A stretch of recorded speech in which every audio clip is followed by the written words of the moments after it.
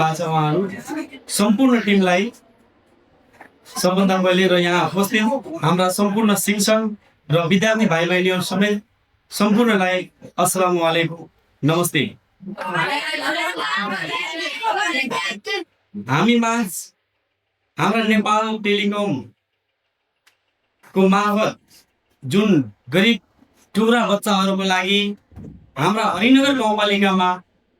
Nepal telecom मार्फत जुन सहयोगको लागि थोरै ब्याग र स्टेसनरी सामानहरू जुन वितरण गर्न हामी माझ आउनुभएको छ, उहाँ सम्पूर्ण टिमलाई नै म हेर्दैदेखि नै धन्यवाद दिन चाहन्छु र आगामी फेरि पनि हाम्रा यस हरिनगर गाउँपालिकाकै उत्कृष्ट भन्नुपर्दा हाम्रो हिलाल पब्लिक स्कुल जुन हरिनगरको घुस्की दुईटा वडाको बिचमा जुन हाम्रो हरिनगर साथमा छ,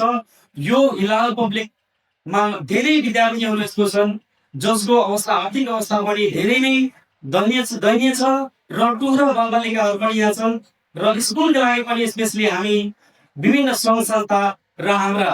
नेपाल टेलिकम जुन आज हामी माझ सहयोग गर्न आएको छौँ उहाँसँग पनि अनुरोध गर्न चाहन्छु, हजुरहरूको साथ सहयोगको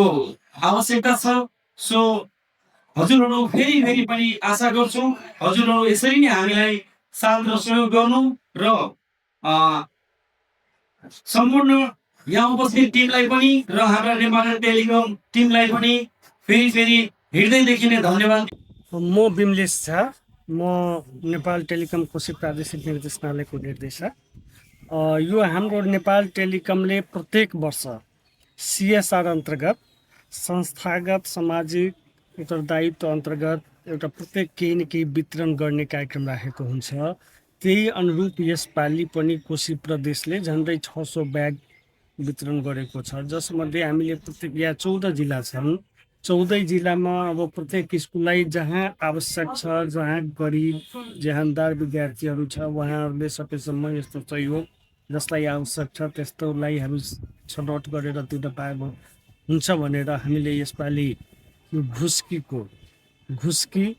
सुनसरी जिल्लाको घुस्की भन्ने ठाउँमा अब यो हिलाल पब्लिक स्कुललाई यसपालि हामीले सिलेक्सन गरेका छौँ र यो स्पेसली एउटा मुस्लिम कम्युनिटीको स्कुल हो र यहाँ पनि टुक्रा विद्यार्थीहरू धेरै छन्। त्यसले अति